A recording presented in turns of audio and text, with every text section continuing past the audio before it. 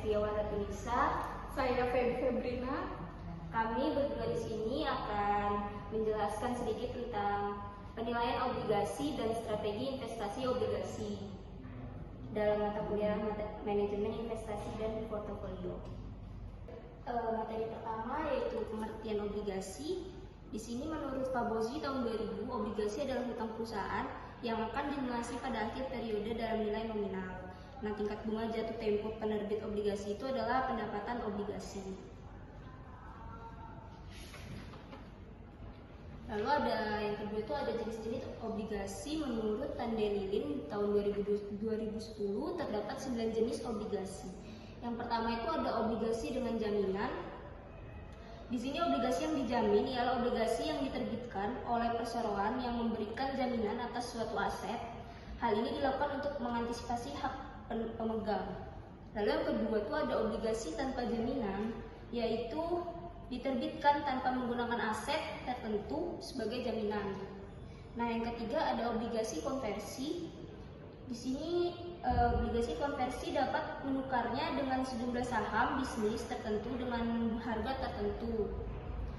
Selanjutnya yang keempat itu ada obligasi yang disertai warrant, yaitu obligasi disertai warrant ini memberikan kesempatan kepada pemilik untuk membeli saham bisnis dengan harga tetap.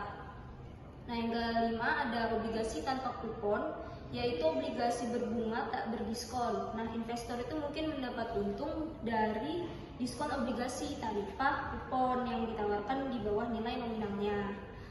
Lalu selanjutnya ada floating rate bond, yaitu obligasi dengan suku bunga mengembang memberikan suku bunga yang jumlahnya diubah memakai kupon yang nilainya ditentukan berdasarkan persenan khusus dari suku bunga simpanan. Selanjutnya ada putable bond, yaitu suatu bentuk obligasi yang memungkinkan pemegang obligasi untuk pelunasan lebih awal daripada nilai pari. Putable bond ini akan memproteksi pemilik obligasi dari volatilitas. Jika suatu suku bunga pasar naik, maka obligasi turun. Pemegang obligasi dapat meminta pembayaran kembali dari penerbit sehingga mereka dapat menginvestasikan kembali uang mereka pada suku bunga pasar. Selanjutnya itu ada junk bond. Bentuk obligasi ini menghasilkan return atau diskon signifikan, tetapi menanggung resiko yang cukup besar. Korporasi beresiko tinggi atau korporasi yang ingin menandai merger atau akuisisi adalah penerbit junk bond. Yang terakhir itu adalah sovereign bond, semacam obligasi yang diterbitkan dalam mata uang satu negara dan dijual dalam mata uang negara lain. Materi selanjutnya yaitu tahapan membeli obligasi. Nah, yang pertama-tama itu dia harus membuat akun baru, memilih perseroan sekuritas dengan divisi pendapatan tetap yang menangani pembelian dan penjualan obligasi. Nah, yang kedua tuh kenali dulu produk obligasinya. Investor disarankan untuk memiliki pemahaman menyeluruh tentang fakta terkait obligasi, termasuk investasi itu sendiri. Lalu yang ketiga tuh kita harus menganalisa. Analisis memastikan bahwa keputusan dibuat untuk mencapai pendapatan yang konsisten. Nah, yang keempat ini memberikan pesan pembelian. Memilih jenis obligasi yang ingin Anda beli setelah studi. Ya, terus yang kelima itu siapkan dana pembelian obligasi. Lalu yang terakhir pembayaran obligasi, yaitu dengan mentransfer uang ke rekening perseroan sekuritas seperti itu. Selanjutnya akan dijelaskan oleh Febri.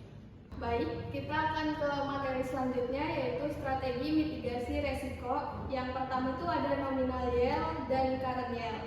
Jadi nominal yield itu tingkat imbal hasil bunga kupon tahunan obligasi nominal yang dibayarkan kepada pemegang obligasi. Nah, kalau current yield sendiri ditentukan dengan membandingkan jumlah kupon yang diterima selama 1 tahun dengan harga obligasi tersebut.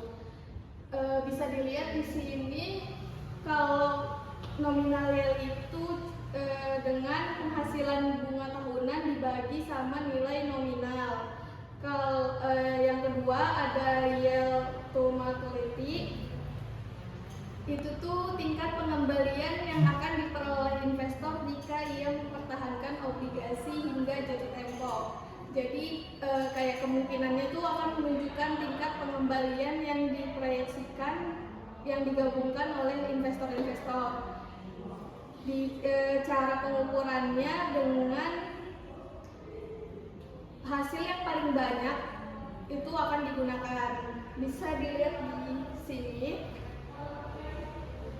Yang ketiga ada yield to call. Jadi yield to call itu ketika penerbit obligasi membeli kembali atau memanggil obligasi sebelum jatuh tempo. Di yield to call itu bisa dilihat di sini cara penghitungannya. Yang keempat itu ada release atau horizon yield, yaitu di release atau horizon yield itu investor menjual kembali obligasi sebelum jatuh tempo. Tingkat pengembaliannya itu dapat diantisipasi gitu. Rumus perhitungannya bisa dilihat di layar. Selanjutnya ada penilaian obligasi. Di penilaian obligasi itu ada premi maturity. Jadi itu apa sih premi maturity? Itu tuh tingkat keuntungan dengan jatuh tempo. Tingkat keuntungan yang dibutuhkan meningkat dengan jatuh tempo dari obligasi tersebut. Yang selanjutnya ada premi kebangkrutan. Jadi itu resiko kebangkrutan meningkatkan persyaratan laba. Sebuah perusahaan dapat menerbitkan obligasi, tapi setelah menerbitkan obligasi itu korporasi meminjam dalam jumlah besar lagi, meningkatkan utangnya. Nah, utang itu yang akan meningkatkan resiko kebangkrutan, sehingga dapat tingkat keuntungannya itu yang dibutuhkan naik gitu. Yang selanjutnya ada premi likuiditas.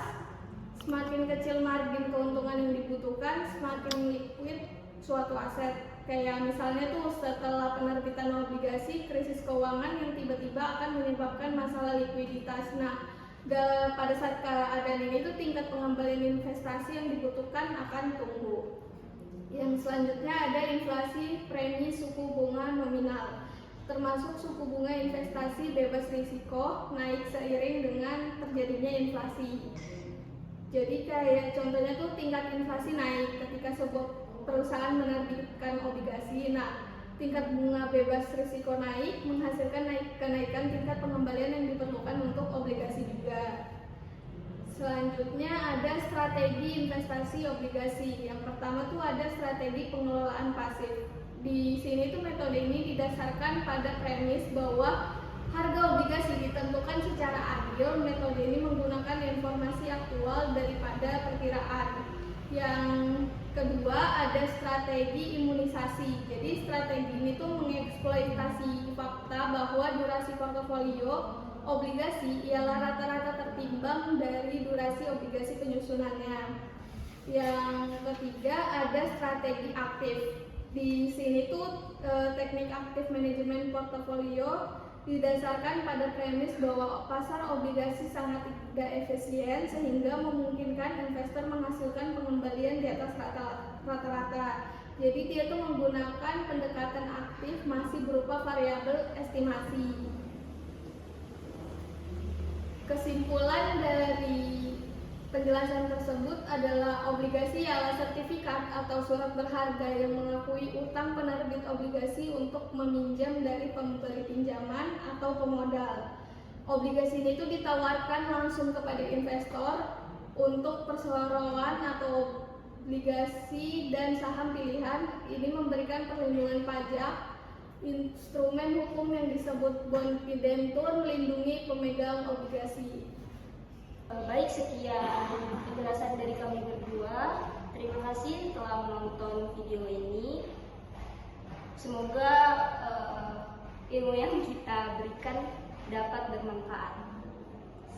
Terima kasih.